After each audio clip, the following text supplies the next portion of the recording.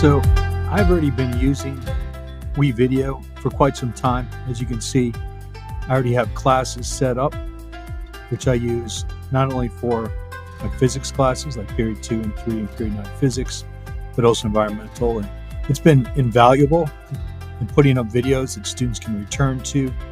And I can also, by making them interactive and putting in interactions, I can make sure the students are actually paying attention to things. I can modify it. I just deleted a video I no longer want up there.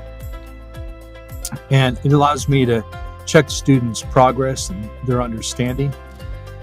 So I can go through based on the questions I've set up and see what's the student thinking, what misconceptions they might have. And I've been doing this for years. In fact, I originally did this through PlayPosit, and then PlayPosit was bought up by WeVideo, and that, of course, moved it in. But to set up the classes initially, I, of course, have a WeVideo link they can go to. But before I even had that, the first week of school, I had a link to Google Classroom. This was awesome because as soon as they click this link, as long as they're logged into their school Google account, it automatically will add them to the appropriate class. So besides using all these assignments for labs, I have all these students already here. So that was an invaluable first step, which made it really easy, because then later on, when I wanted to get the students in WeVideo, they didn't really have to do anything. I was able to create a class. I'm going to make a fake class right now, which I'll delete later. And when I wanted to populate it, instead of the students having to go in with a code or anything like that, it was much easier just to import people from my existing Google Classroom rosters. So that's in the past something I've already done. Now, what I've been wanting to do for some time is give students an easy option for getting extra credit for doing video projects. I've had students who will typically ask me near the end of the term if they can do something for extra credit.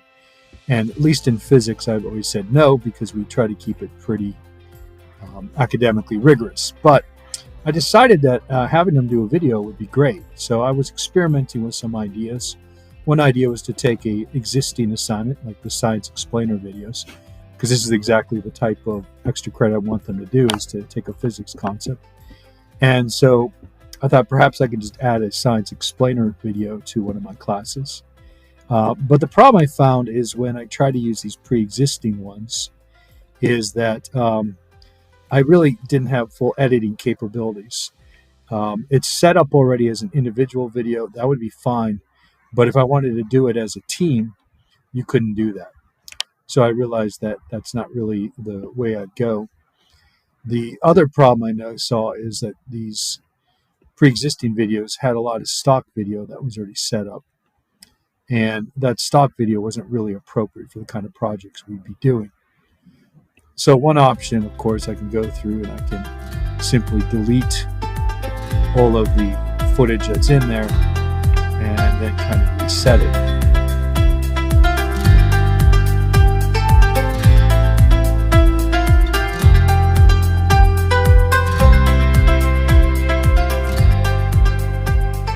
The problem with this is it was pretty time consuming, and so I came to the realization that maybe the best thing to do is to go ahead and just do an original project. If I did though want to keep a pre-assignment like this, a preset assignment, it was pretty easy. I went into Google Classroom or into my Google Drive, and I could find footage and set it up for a student if I was going to provide them with the stock footage for the video. That's not really what I want, though, because I want the students to be able to do the video themselves. So instead, I thought it would be smarter just to do a completely new assignment and leave all those options for the student.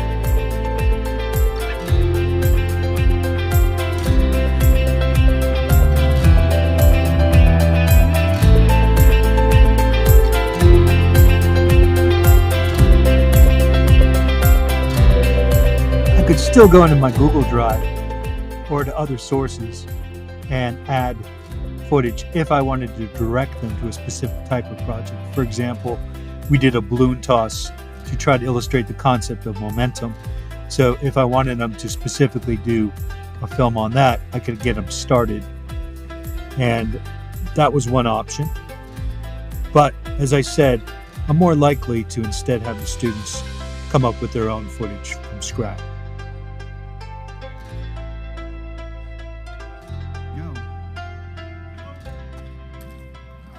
So that's what I'm going to do. And then I'll just create the teams once I know what students actually want to work together. And I think that's probably the smartest way to use this. So I'm looking forward to it. It'll be the first time I tried it, and we'll see how it works. That's my project.